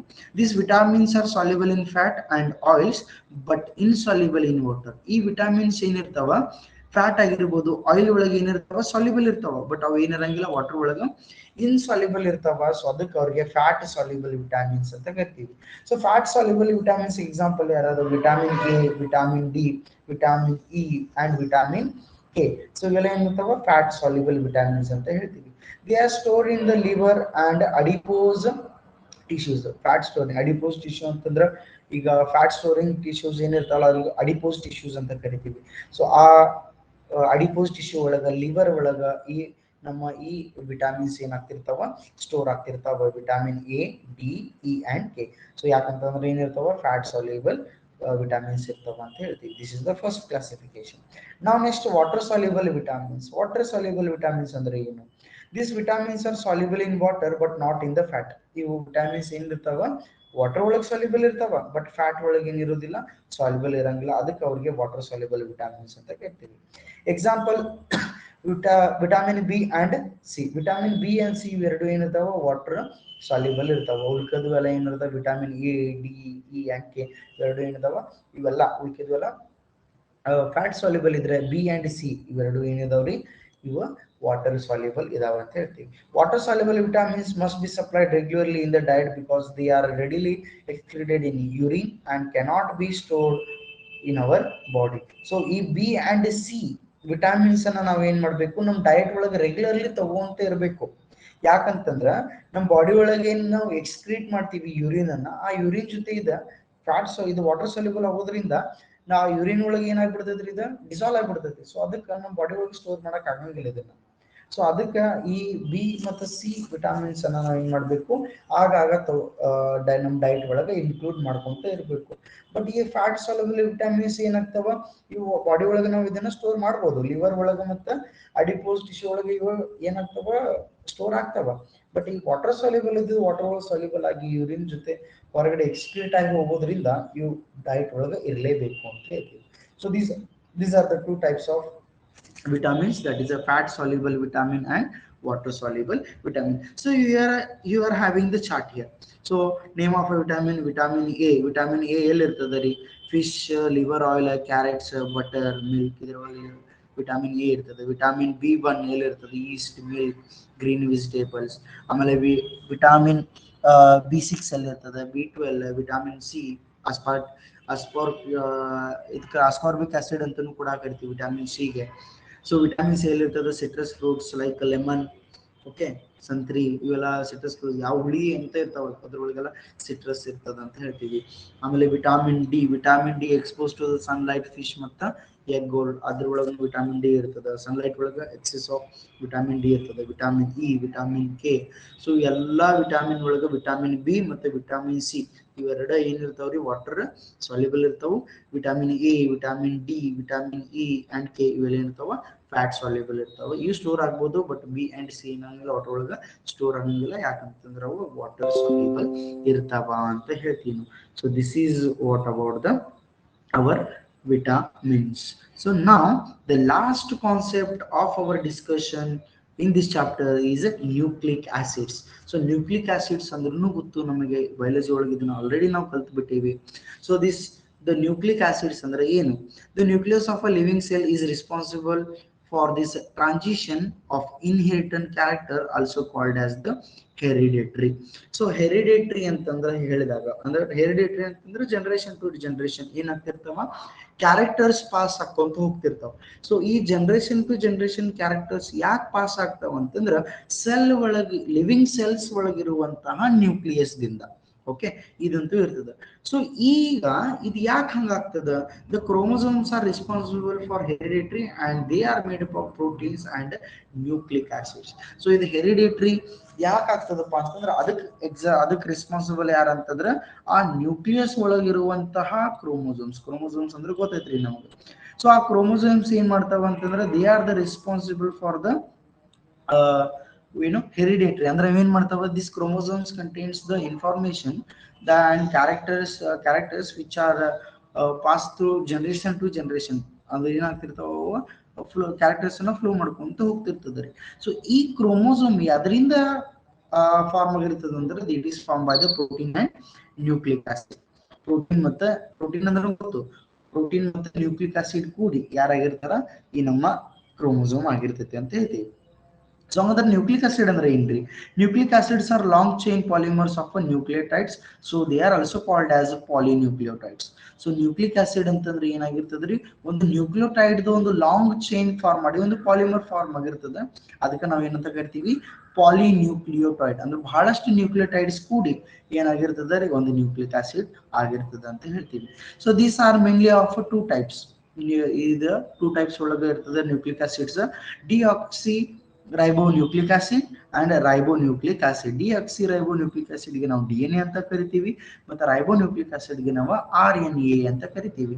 ಸೊ ಇವೇನಿರ್ತಾವ DNA ಮತ್ತು RNA, ಇವು ಎರಡೂ ಏನ್ ಮಾಡ್ತಿರ್ತಾವ ಅಂತಂದ್ರೆ ಜೆನೆಟಿಕ್ ಮಟೀರಿಯಲ್ಸ್ ಅಂತ ಕರಿತೀವಿ ನಾವು ಇವ್ರಿಗೆ. ಏನಂತ ಕರಿತೀವ್ರಿ? Genetic material. ಯಾಕೆ ಜೆನೆಟಿಕ್ ಮಟೀರಿಯಲ್ ಅಂತಂದ್ರ ಇವು ಜನರೇಷನ್ ಟು ಜನರೇಷನ್ ಏನ್ ಮಾಡ್ತಿರ್ತಾವ? ಕ್ಯಾರೆಕ್ಟರಿಸ್ಟಿಕ್ಸ್ ಅನ್ನ ಏನ್ ಮಾಡ್ತಿರ್ತಾವ? ಫ್ಲೋ ಮಾಡ್ಕೊಂತ ಹೋಗ್ತಿರ್ತಾವ, ತಗೊಂಡು ಹೋಗ್ತಿರ್ತಾವ. ಸೊ ಮೇನ್ ಈ ನಮ್ಮ ಏನು DNA RNA ಇವೇನಾಗಿರ್ಬೋದು ಅಂತಂದ್ರ ಇವ ನ್ಯೂಕ್ಲಿಕ್ ಆಸಿಡ್ ಅಂತ ಹೇಳ್ತೀವಿ ಇದಕ್ಕೆ. ಇವು ಮೇನ್ ನ್ಯೂಕ್ಲಿಕ್ ಆಸಿಡ್. ಇಂಥ ನ್ಯೂಕ್ಲಿಕ್ ಆಸಿಡ್ಸ್ ಪ್ರೋಟೀನ್ ಜೊತೆ ಕೂಡಿ ಆಮೇಲೆ ಅದ ಕ್ರೋಮೋಸೋಮ್ ಆಗ್ತಿರ್ತದ. ಆ ಕ್ರೋಮೋಸೋಮ್ ಏನಾಗ್ತದ? ನಮ್ಮ ಹೆರಿಡಿಟರಿಗೆ ಮೇನ್ ಅದ ನಮ್ಮ ನ್ಯೂಕ್ಲಿಯಸ್ ಒಳಗೆ ಇರ್ತದ ಅಂತ ಹೇಳ್ತೀವಿ. ಇವೆಲ್ಲ ಇರೋದು ನ್ಯೂಕ್ಲಿಯಸ್ ಒಳಗ. ಓಕೆ, ಸೊ ಹಂಗಂತಂದ್ರೆ ನೋಡ್ರಿ, all nucleic acids on hydrolysis gives the 3 component. ಯಾವುದೇ ನ್ಯೂಕ್ಲಿಕ್ ಆಸಿಡ್ ಅನ್ನು ತಗೋರಿ, ಎಲ್ಲಾ ನ್ಯೂಕ್ಲಿಕ್ ಆಸಿಡ್ಸ್ ಅನ್ನು ನಾವು ಯಾವಾಗ ಹೈಡ್ರೋಲೈಸಿಸ್ ಮಾಡ್ತೀವಿ, ಬ್ರೇಕ್ ಮಾಡ್ತೀವಿ, ನಮಗೆ 3 ಕಾಂಪೋನೆಂಟ್ಸ್ ಯಾವಾಗ? ನೈಟ್ರೋಜನಸ್ ಬೇಸ್, ಪೆಂಟೋಸ್ ಶುಗರ್ ಮತ್ತು ಫಾಸ್ಫೇಟ್ ಗ್ರೂಪ್. ಸೊ ನಮಗೆ 3 ಗ್ರೂಪ್ಸ್ ಯಾವ ಸಿಗ್ತಾವ? ನ್ಯೂಕ್ಲಿಕ್ ಆಸಿಡ್ಸ್ ಅನ್ನ ಹೈಡ್ರೋಲೈಸಿಸ್ ಮಾಡಿದಾಗ ನೈಟ್ರೋಜನಸ್ ಬೇಸ್ ಒಂದು ಸಿಗ್ತದ, ಪೆಂಟೋಸ್ ಶುಗರ್ ಸಿಗ್ತದ, ಮತ್ತು ಫಾಸ್ಫೇಟ್ ಗ್ರೂಪ್ ಸಿಗ್ತದ ಅಂತ ಹೇಳ್ತೀವಿ. So these are the 3 main components of our nucleic acid. So let us discuss about this components. Nitrogenous basis. Nitrogenous basis ಅಂದ್ರೆ ಏನಿರ್ತಾವ? DNA contain 4 nitrogenous basis. DNA ಒಳಗ 4 nitrogenous basis ಇರ್ತಾವ್ರಿ. So ನಮಗೆ ಗೊತ್ತಿರೋ ಹಾಗೆ adenine, guanine, cytosine and thymine ಅಂತ ಕರಿತೀವಿ. So DNA ಒಳಗ 4 nitrogenous basis ಇರ್ತಾವ. ಯಾವ್ದಂತಂದ್ರ ಅಡೆನಿನ್, ಗ್ವಾನಿನ್ ಅದನ್ನ G ಅಂತ ಬರೀತಾರ, ಸೈಟೋಸಿನ್ ನ C ಅಂತ ಬರೀತಾರ, ಥೈಮಿನ್ ಅನ್ನ ಕ್ಯಾಪಿಟಲ್ T ಅಂದ್ರೆ ಎಲ್ಲಾನು ಕ್ಯಾಪಿಟಲ್ ಒಳಗನ ಬರಿತೀವಿ. ಆಮೇಲೆ RNA also contains 4 basis. RNA ಒಳಗನು ಇರ್ತಾವ 4 ಬೇಸಿಸ್ ಇರ್ತಾವ. ಅವು ಯಾವ್ಯಾವ? Adenine, guanine, cytosine and uracil. So ಇಲ್ಲೇ DNA ಮತ್ತು RNA ಒಳಗ 3 ನೈಟ್ರೋಜನಸ್ ಬೇಸಿಸ್ ಸೇಮ್ ಇರ್ತಾವ್ರಿ. ಯಾವ್ಯಾವ? ಅಡೆನಿನ್, ಗ್ವಾನಿನ್ ಮತ್ತು ಸೈಟೋಸಿನ್. ಬಟ್ ಒಂದ್ ಏನಿರಂಗಿಲ್ಲ ಅಂತಂದ್ರೆ DNA has the thymine but RNA has the uracil. ಇಲ್ಲಿ ನಮ್ಗೆ ಕ್ವಶನ್ ಕೇಳ್ಬೇಕಂತಂದ್ರೆ ಯಾವ ತರ ಕೇಳ್ತಾರ ಅಂತಂದ್ರೆ, name the nitrogenous base which is present in RNA but not in DNA. Or ಯಾವ ನೈಟ್ರೋಜನಸ್ ಬೇಸ್ ಅದು RNA ಒಳಗಿರ್ತದ ಬಟ್ ಏನು ಎಲ್ಲಿ ಇರಂಗಿಲ್ಲ? ಅದ DNA ಒಳಗೆ ಇರಂಗಿಲ್ಲ. ಸೊ ಅವಾಗ ಅದರ ಹೆಸರೇನು? ಯುರಾಸಿಲ್ ಅಂತ ಹೇಳ್ತೀವಿ. ಆಲ್ರೆಸ್ ನಿಮಗೆ ಹಿಂಗೂ ಕೇಳ್ಬೋದು, write the nitrogenous base which is present in DNA ಒಳಗಿರ್ತದ ಬಟ್ ನಾಟ್ ಇನ್ RNA. ಅವಾಗ ಅದ್ರ ಎಕ್ಸಾಂಪಲ್ ಅದ್ರದ ಆನ್ಸರ್ ಏನ್ರಿ? ಥೈಮಿನ್. ಸೊ ಥೈಮಿನ್ ಮತ್ತು ಸೈಟೋಸಿನ್ ಅಷ್ಟೇ ಏನಿರ್ತಾವ ಚೇಂಜ್ ಇರ್ತಾವ. ಉಳ್ಕಿದ್ದು adenine, guanine, cytosine 3 nitrogenous base DNA ಒಳಗೂ ಇರ್ತಾವ, RNA ಒಳಗೂ ಇರ್ತಾವ ಅಂತ ಹೇಳ್ತೀವಿ. This is about the nitrogenous bases. Next pentose sugar ಅಂದ್ರೆ ಏನ್ರಿ? ಪೆಂಟೋಸ್ ಶುಗರ್ ಅಂದ್ರೆ ಏನು? ಇನ್ DNA molecules the sugar moiety is beta D2 dextroribose beta D2 deoxyribose ಅಂತ ಹೇಳ್ತೀವಿ. ಸೊ DNA ಒಳಗ deoxyribose ಅನ್ನೋ ಒಂದು ಪೆಂಟೋಸ್ ಶುಗರ್ ಇರ್ತದೆ. whereas in RNA molecule that is a beta D ribose ಅಂತ ಹೇಳ್ತೀವಿ. ಸೊ ಇವೆರಡು ಡಿಫ್ರೆಂಟ್ ಪೆಂಟೋಸ್ ಶುಗರ್ DNA ಒಳಗೆ ಮತ್ತು RNA ಒಳಗೆ ಇರ್ತದೆ. ಸೊ DNA ಒಳಗಿರುವಂತ ಪೆಂಟೋಸ್ ಶುಗರ್ ನ ಯಾವ ತರ ನೆನ್ಪಿಟ್ಕೋಬೇಕು? Beta deoxyribose. DNA ಅಂತಂದ್ರೆ ಡಿಆಕ್ಸಿರೈಬೋಸ್ ಅಂತ ಡಿಆಕ್ಸಿರೈಬೋ ನ್ಯೂಕ್ಲಿಕ್ ಆಸಿಡ್ ಅಂತ ಹೆಂಗ್ ಕರಿತೀವಿ, ಹಂಗ ಬೀಟಾ D2 ಡಿಆಕ್ಸಿರೈಬೋಸ್ ಅನ್ನುವಂತ ಪೆಂಟೋಸ್ ಶುಗರ್ DNA ಒಳಗಿರ್ತದ. ಮತ್ತು ರೈಬೋಸ್ ಬೀಟಾ ಡಿ ರೈಬೋಸ್ ಅಂತಂದ್ರೆ ಹೇಳಿದಾಗ ಅದು ಅದರೊಳಗಿರ್ತದ, RNA ಒಳಗಿರ್ತದೆ. ಯಾಕಂದ್ರೆ RNA ನ ಯಾವ ತರ ಲಾಂಗ್ ಫಾರ್ಮ್ ಬರಿತೀನೋ ರೈಬೋಸ್ ನ್ಯೂಕ್ಲಿಕ್ ಆಸಿಡ್ ಅಂತ ಹೆಂಗ್ ಹೇಳ್ತೀವಿ, ಹಂಗ ಇದ್ರೊಳಗಿರುವಂತಹ ಪೆಂಟೋಸ್ ಶುಗರ್ ನಾವು ಯಾವ ತರ ನೆನ್ಪಿಟ್ಕೋಬೇಕಂತಂದ್ರೆ ಇದು beta D ribose ಅಂತ ಹೇಳ್ತೀವಿ. So you can see the structures here. So this is the structure of adenine, this is the structure of guanine, this is the structure of cytosine, this is the thymine. So adenine, guanine, cytosine, thymine ಇವು ನಾಲ್ಕು ಎಲ್ಲಿ ಇರ್ತಾವ, DNA ಒಳಗೆ ಇರ್ತಾವ. Adenine, guanine, cytosine and uracil, these are present in RNA. So ಐದು ಏನದಾವ nitrogenous basis ಇದಾವ. So ಇಲ್ಲಿ ಎರಡು ಏನಿದಾವ, ಇವೇನಿದಾವ pentose sugar. So beta D ribose, this is the structure of a beta D ribose. Okay, ಇಲ್ಲೇ ಇದು ಎದ್ರೊಳಗೆ ಇರ್ತದ, RNA ಒಳಗೆ ಇರ್ತದ. ಮತ್ತು beta D two deoxy ribose. So ಇದೆಲ್ಲಿ ಇರ್ತದ ರೀ, this is present in the DNA ಅಂತ ಹೇಳ್ತೀವಿ. ಸೊ ಇಲ್ಲೇ ಇವೆರಡು ತುರ್ದು ಸ್ಟ್ರಕ್ಚರ್ ಸೇಮ್ ಇರ್ತದೆ, ಬಟ್ ಏನಾಗಿರ್ತೈತ್ರಿ, ಸೆಕೆಂಡ್ ಕಾರ್ಬನ್ ಅಷ್ಟು ಇಲ್ಲಿ ವೇರಿಯೇಷನ್ ಇರ್ತದೆ. ಇಲ್ಲಿ ನೋಡ್ಬೋದು, ಫಸ್ಟ್ ಕಾರ್ಬನ್ ಮೇಲೆ ಅಬೌವ್ ದ ಪ್ಲೇನ್ OH ಐತ್ರಿ, ಬಿಲೋ ದ ಪ್ಲೇನ್ H ಐತ್ರಿ. ಇಲ್ಲಿ ಕೂಡ ಫಸ್ಟ್ ಕಾರ್ಬನ್ಗೆ ಅಬೌವ್ ದ ಪ್ಲೇನ್ OH ಐತಿ, ಬಿಲೋ ದ ಪ್ಲೇನ್ OH ಐತಿ, ಇಲ್ಲೇ H ಐತಿ. ಬಟ್ ಇಲ್ಲೇ ಬೀಟಾ ಡಿ ರೈಬೋಸ್ ಒಳಗ ಅಬೌವ್ ದ ಪ್ಲೇನ್ H ಐತಿ, ಇಲ್ಲೂ H ಐತಿ. ಬಟ್ ಇಲ್ಲಿ ಬಿಲೋ ದ ಪ್ಲೇನ್ ರೈಬೋಸ್ ಒಳಗ OH ಇದ್ರೆ ಇಲ್ಲಿ ಏನೈತ್ರಿ H ಐತಿ. ಸೊ ಇದು ಒಂದು ಕಾರ್ಬನ್ ಏನಿರ್ತದ್ರಿ, ಚೇಂಜ್ ಇರ್ತದೆ, ಸೆಕೆಂಡ್ ಕಾರ್ಬನ್. ಸೊ ಅದಕ್ಕೆ beta D ribose, beta D two deoxy ribose ಅಂತ ಹೇಳ್ತೀನಿ. So these are the pentose sugar. So ನಾವು ನೆಕ್ಸ್ಟ್ ಹಂಗಂತಂದ್ರ ಈ ನ್ಯೂಕ್ಲಿಕ್ ಆಸಿಡ್ ಒಳಗ ಕಾಂಪೋನೆಂಟ್ಸ್ ಇರ್ತಾವ, ನೈಟ್ರೋಜನಸ್ ಬೇಸ್, ಪೆಂಟೋಸ್ ಶುಗರ್ ಮತ್ತು ಫಾಸ್ಫೇಟ್ ಗ್ರೂಪ್. ಫಾಸ್ಫೇಟ್ ಗ್ರೂಪ್ ಅಂತಂದ್ರೆ ಅದು ಫಾಸ್ಫೇಟ್ ಗ್ರೂಪ್ ಇರ್ತೈತಿ. ಸೊ ನಮಗ ನೈಟ್ರೋಜನಸ್ ಬೇಸ್ ಯಾವ್ಯಾವ ಇರ್ತಾವ ಅನ್ನೋದು ಗೊತ್ತಾಯ್ತು. RNA ಮತ್ತೆ DNA ಒಳಗೆ ನೈಟ್ರೋಜನಸ್ ಬೇಸಸ್ ಯಾವ ಇರ್ತಾವ ಅನ್ನೋದು ಗೊತ್ತಾಯ್ತು. ಆಮೇಲೆ RNA ಮತ್ತೆ DNA ಒಳಗೆ ಪೆಂಟೋಸ್ ಶುಗರ್ ಯಾವ ಇರ್ತಾವ ಅದು ಕೂಡ ಗೊತ್ತಾಯ್ತು. ಸೊ ಹಂಗಂದ್ರೆ ಈಗ ನ್ಯೂಕ್ಲಿಕ್ ಆಸಿಡ್ ಸ್ಟ್ರಕ್ಚರ್ ಹೆಂಗಿರ್ತದ ನೋಡ್ರಿ, structure of nucleic acid. So ಇಲ್ಲಿ ಒಂದು ಫಸ್ಟ್ ಕಾನ್ಸೆಪ್ಟ್ ಬರ್ತದೆ ನ್ಯೂಕ್ಲಿಯೋಸೈಡ್ಸ್ ಅಂತ ಹೇಳಿ, nucleosides. So what do you mean by nucleosides? A nucleoside is a combination of nitrogenous base and pentose sugar which are linked by a N glycosidic linkage. Glycosidic linkage ಅಂತಂದ್ರೆ ನಾವು ಇದ್ರ ಬಗ್ಗೆ discuss ಮಾಡಿದೈತ್ರಿ. So ಇಲ್ಲಿ ಏನಾಗ್ತದ್ರಿ, nitrogenous bases ಮತ್ತು pentose sugar glycosidic bond form ಮಾಡಿ ಏನ್ ಕಾಂಪೌಂಡ್ ಫಾರ್ಮ್ ಮಾಡ್ತದ, ಅದಕ್ಕೆ ನಾವೇನಂತ ಕರೆಯೋದ, ನ್ಯೂಕ್ಲಿಯೋಸೈಡ್ ಅಂತ ಕರಿತೀವಿ. ನಾವು ನೆಕ್ಸ್ಟ್ ಯಾವ್ದ, ನ್ಯೂಕ್ಲಿಯೋಟೈಡ್ಸ್. ಯಾವ್ದ್ರಿ, ನ್ಯೂಕ್ಲಿಯೋಟೈಡ್. ಸೊ ನ್ಯೂಕ್ಲಿಯೋಟೈಡ್ ಅಂತಂದ್ರೆ ಏನು? A nucleotide is a combination of nucleoside and phosphate group. So ಈಗ ನೈಟ್ರೋಜನಸ್ ಬೇಸ್ ಮತ್ತೆ ಪೆಂಟೋಸ್ ಶುಗರ್ ಕೂಡಿದ್ರೆ ಅದಕ್ಕೆ ಏನಂತ ಕರೆಯೋದು, ನ್ಯೂಕ್ಲಿಯೋಸೈಡ್. ಮತ್ತೆ ಈಗ ನ್ಯೂಕ್ಲಿಯೋಸೈಡ್ ಮತ್ತೆ ಫಾಸ್ಫೇಟ್ ಗ್ರೂಪ್ ಕೂಡಿದ್ರೆ ಅದಕ್ಕೆ ಏನಂತ ಕರಿಬೇಕು, ನ್ಯೂಕ್ಲಿಯೋಟೈಡ್ ಅಂತ ಕರಿಬೇಕು. So in this phosphate group is linked to the ಈಗ ಕ್ವಾಟರ್ನರಿ ಅಂತ ಹಂಗ ಪೆಂಟಾವ್ಯಾಲೆನ್ಸಿ ಆಫ್ OH ಅಂದ್ರೆ fifth carbon of pentose sugar. Pentose sugar fifth carbon ಏನಾಗಿರ್ತೈತ್ರಿ, OH. ಈಗ ನಾವು ಗ್ಲೂಕೋಸ್ ಒಳಗ ಫಿಫ್ತ್ ಕಾರ್ಬನ್ ಮತ್ತೆ ಸೆಕೆಂಡ್ ಕಾರ್ಬನ್ಗೆ ಸೈಕ್ಲಿಕ್ ಬಾಂಡ್ ಆಗತ್ತಿತ್ತು, ಹಂಗ ಫಿಫ್ತ್ ಕಾರ್ಬನ್ ಅಂದ್ರೆ ಅಲ್ಲೇ ಹೈಡ್ರಾಕ್ಸಿಲ್ OH ಗ್ರೂಪ್ ಏನಿರ್ತದ ಅದಕ್ಕೆ ಏನಾಗಿರ್ತೈತ್ರಿ, ಲಿಂಕ್ ಆಗಿರ್ತದೆ of nucleoside to the phosphodiester bonds ಇಂದ ಏನಾಗಿರ್ತದೆ, ಲಿಂಕೇಜ್ ದಿಂದ ಏನಾಗಿರ್ತದೆ, ಅದು ಫಾರ್ಮ್ ಆಗಿರ್ತೈತಿ ಅಂತ ಹೇಳ್ತೀವಿ. ಇಲ್ಲಿ ನೀವು ಕೆಳಗಡೆ ನೋಡ್ಬೋದು, ಇಲ್ಲಿ ನೋಡಿ. When nucleotide is joined to form a polynucleotide, that is nucleic acid, are formed. Nucleotides are joined together by the phosphodiester linkage between the 5 prime and the 3 prime carbon. Prime ಅಂತನೂ ಕೂಡ ಕರಿತೀವಿ ನಾವು, 5 ಪ್ರೈಮ್ ಮತ್ತು 3 prime ಅಂತ. Primary, secondary, tertiary ಹೆಂಗೆ ಕರಿತೀವಿ ಹಂಗೆ 5 prime 3 prime ಅಂತನೂ ಕೂಡ ಕರಿಬಹುದು. ಸೊ ಇಲ್ಲಿ ಏನಾಗ್ತೈತೆ, nucleosides are joint together by 5 phosphodiester bond between the 5 prime and 3 prime carbon atoms of a pentose sugar. ಮತ್ತು this formation of a typical dinucleotide is the typical dinucleotide ಅವಾಗ ಏನಾಗ್ತದೆ, form ಆಗ್ತೈತಿ.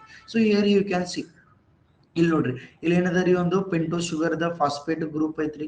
So pentose sugar phosphate group ಮತ್ತು nitrogenous bases, here you are having the thing. ನೋಡ್ರಿ ಇಲ್ಲಿ nitrogenous base ಇದ, pentose sugar ಅದ, ಮತ್ತೆ ಇಲ್ಲಿ ಫಾಸ್ಫೇಟ್ ಗ್ರೂಪ್ ಐತಿ. So nitrogenous base plus pentose sugar ಇದಾದ್ರೆ ಇದಕ್ಕೆ ಏನಂತ ಕರೆಯೋದು, ನ್ಯೂಕ್ಲಿಯೋಸೈಡ್. ಈ ನ್ಯೂಕ್ಲಿಯೋಸೈಡ್ ಗೆ ಫಾಸ್ಫೇಟ್ ಗ್ರೂಪ್ ಅಟ್ಯಾಚ್ ಆಗಿದ್ರೆ ಇದಕ್ಕೆ ಏನಂತ ಕರೆಯೋದು, ನ್ಯೂಕ್ಲಿಯೋಟೈಡ್.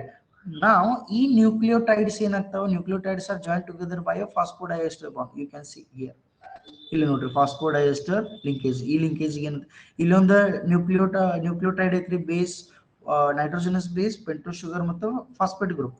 ಇಲ್ಲಿ ನೈಟ್ರೋಜನಸ್ ಬೇಸ್, ಶುಗರ್ ಮತ್ತು ಫಾಸ್ಫೇಟ್ ಗ್ರೂಪ್. ಸೊ ಹಿಂಗಿದ್ದಾಗ ಎರಡು ನ್ಯೂಕ್ಲಿಯೋಟೈಡ್ಸ್ ಇದ್ದಾಗ, ಇವೆರಡು ನ್ಯೂಕ್ಲಿಯೋಟೈಡ್ಸ್ ಏನ್ ಮಾಡ್ತಾರೋ, ಫಾಸ್ಫೋಡೈಎಸ್ಟರ್ ಬಾಂಡ್ ದಿಂದ ಲಿಂಕ್ ಆಗ್ತಾವ.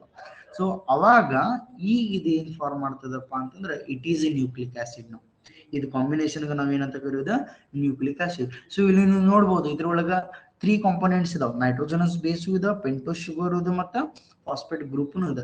So this is the what the nucleic acid ಅಂತ ಹೇಳ್ತೀವಿ. So this is what nucleic acid. So ಇಲ್ಲಿ ನಾವು ಕ್ವಶನ್ ಕೇಳ್ಬೇಕಂತಂದ್ರೆ ಮೋಸ್ಟ್ ಪ್ರೊಬ್ಯಾಬಲಿ ಬಹಳ ಸಲ ನಾನು ನಿಮಗೆ ಹೇಳಿದೆಲ್ಲ. ಸೊ ನಿಮಗೆ ಕೇಳ್ಬೋದು DNA RNA ಮೇಲೆ ಒಂದು ಕ್ವಶನ್ ಕೇಳ್ಬೋದು, ನೈಟ್ರೋಜನಸ್ ಬೇಸಿಸ್ ಮೇಲೆ.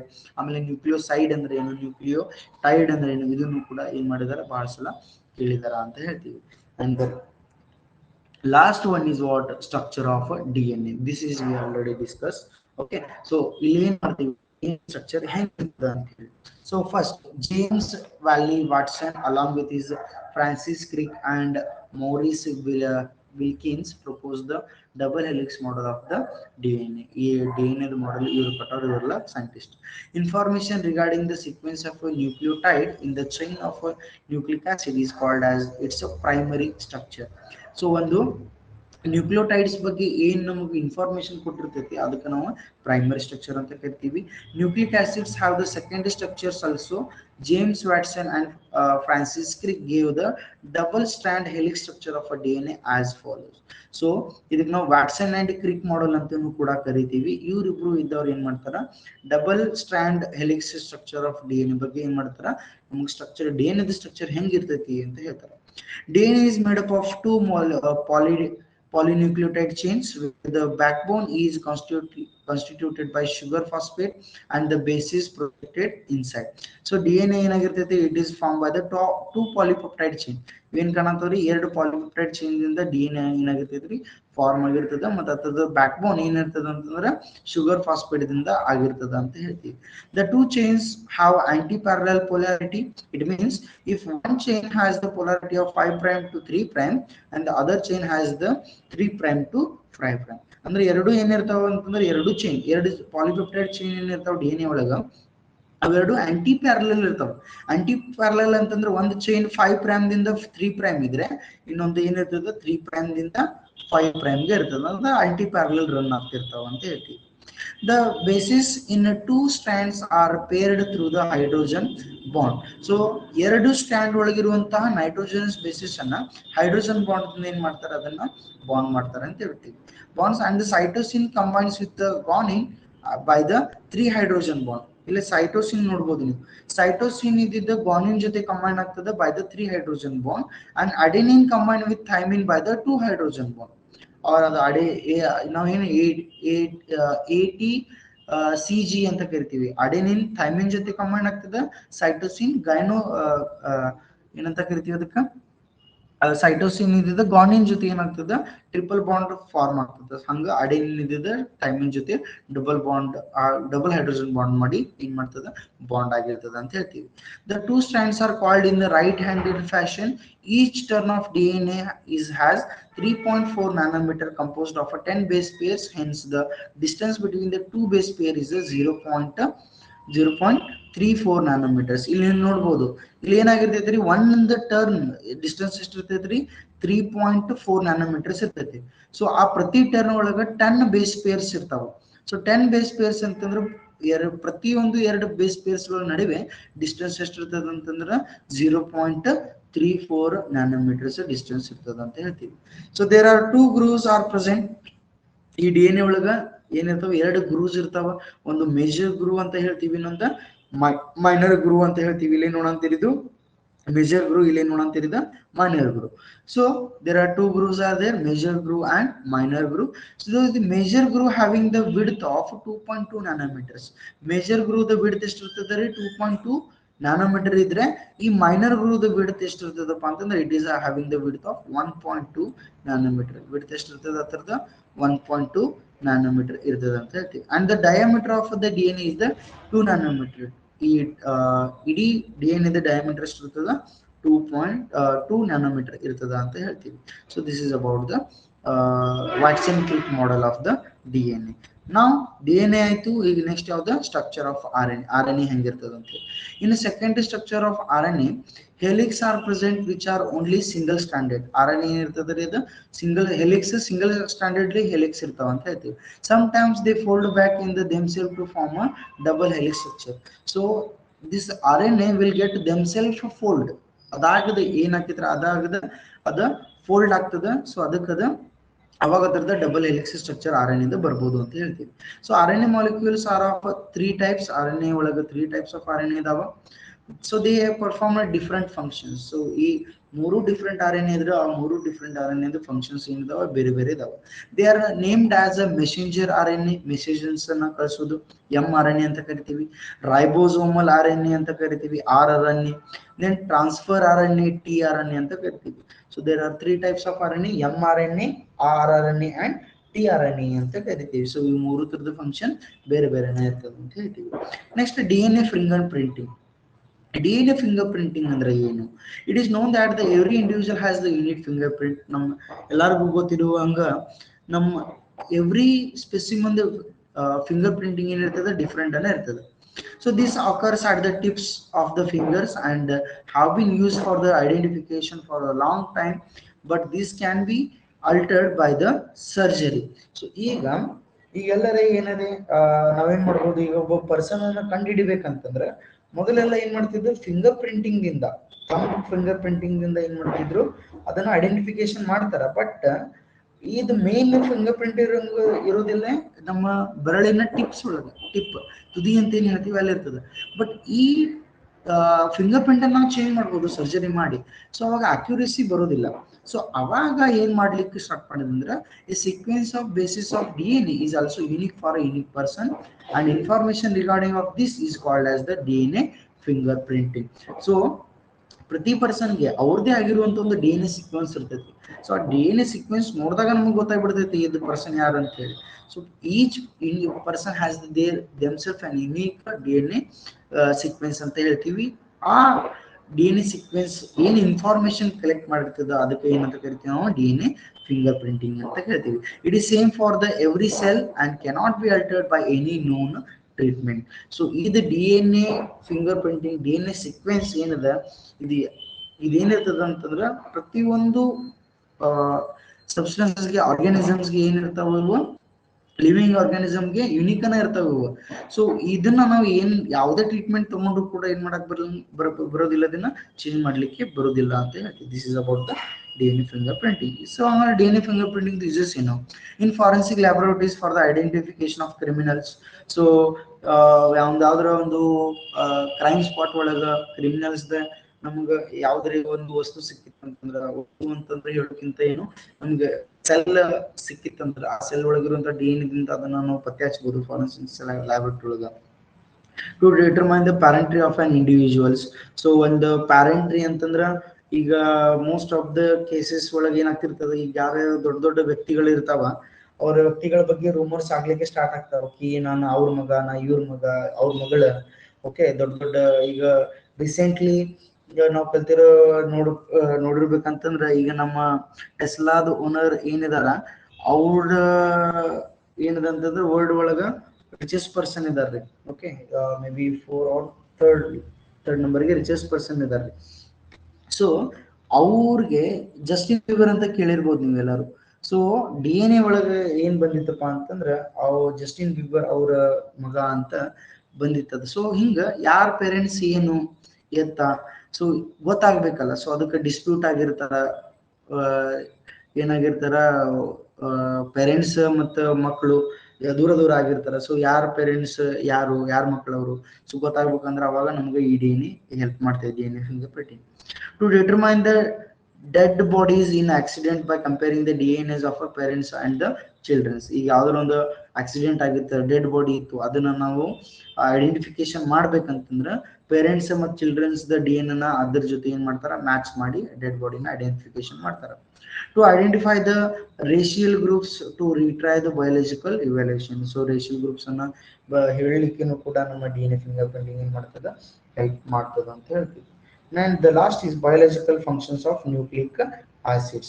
So in nucleic acids, the biological functions ಏನು? DNA is the chemical basis of hereditary and may be regarded as the reverse of the genetic information.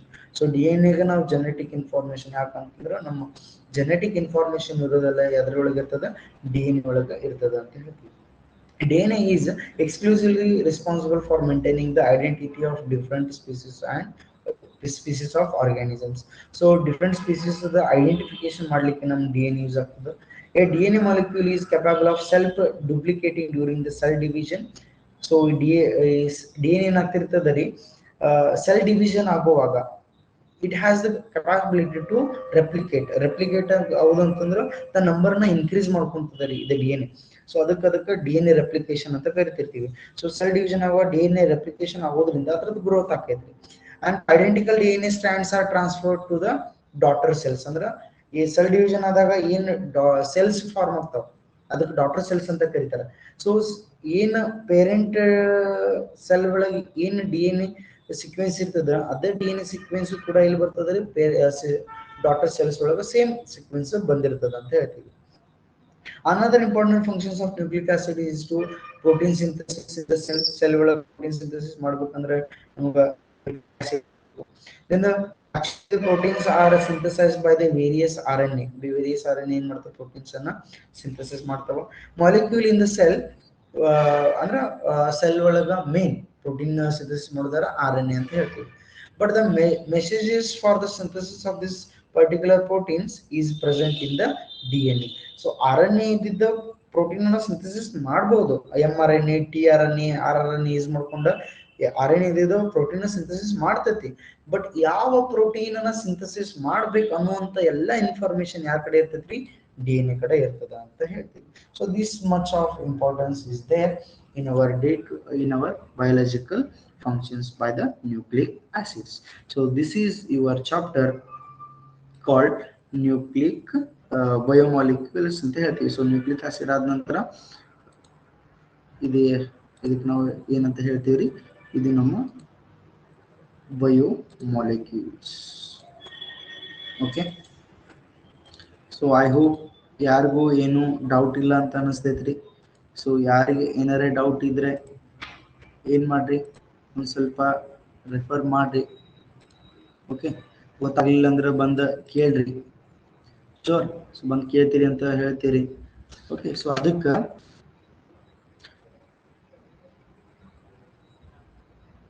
Voice clear ಇರ್ಲಿಲ್ವಾ? Okay, ಇರ್ಲಿ. ಮತ್ತೆ ಅವಾಗ mic on ಇಟ್ಟಿದ್ದೆ ನಾನು, ನೀವು ಮಾತಾಡ್ಬೇಕಿತ್ತಿಲ್ರಿ. Okay, so ಇರ್ಲಿ. So ಇದು recorded ಒಳಗೆ ಇರ್ತದ. ಇದನ್ನ ನಾವು ನಮ್ಗ ಆಫ್ಲೈನ್ ಕ್ಲಾಸಸ್ ಒಳಗೆ ಕ್ಲಾಸಸ್ ಸಿಕ್ಕಾಗ ಇದನ್ನ ಮತ್ತು ನಾನು ಏನ್ ಮಾಡ್ತೀನಿ, ಇದನ್ನ ರಿವಿಷನ್ ಮಾಡೇ ಮಾಡ್ತೀನಿ. Don't worry. ಆನ್ಲೈನ್ ಒಳಗೆ ಮುಗ್ದೈತೆ ಅಂತ ಹೇಳಿ ನಾನು ಮುಗ್ಸಂಗಿಲ್ಲ. ಓಕೆ, ಸೊ ಇದು ಜಸ್ಟ್ ನಮಗೊಂದು ಐಡಿಯಾ ಸಿಕ್ಕಿತ್ತು. ಇನ್ನು ನಾವು ಆಫ್ಲೈನ್ ಒಳಗೆ ನಾವು ಇದನ್ನ ಕಲ್ತಾಗ ನಮಗ ಅದು ಈಸಿಲಿ ಗೊತ್ತಾಗ್ಲಿ ಅಂತ ಮಾಡಿರೋ ಇದೆಲ್ಲ ಇರ್ತದೆ. ಸೊ ಅದಕ್ಕೆ ಇದನ್ನ ಕರೆಕ್ಟ್ ಆಗಿ ನೀವೇನ್ ಮಾಡ್ರಿ, ಎಲ್ಲರೂ ಫಾಲೋ ಮಾಡ್ರಿ ಅಂತ ಹೇಳ್ತೀನಿ. Okay, understood? So this is the class. And ಇನ್ನೊಂದು 2 ತಾಸಿಂದ ಸಣ್ಣದ ಒಂದು ಚಾಪ್ಟರ್ ಇದೆ ರೀ. ಸೊ ಅದನ್ನ ನಾವೇನ್ ಮಾಡೋಣ, ಕೆಮಿಸ್ಟ್ರಿ ನ್ಯೂರಡಲ್ಲೇ ನೆಕ್ಸ್ಟ್ ಕ್ಲಾಸ್ ಒಳಗೆ ನಾಳೆ ಡಿಸ್ಕಸ್ ಮಾಡೋಣ ಅಂತ ಹೇಳ್ತೀವಿ. Okay, this is the thing. Okay, remaining will discuss in our next class. Okay.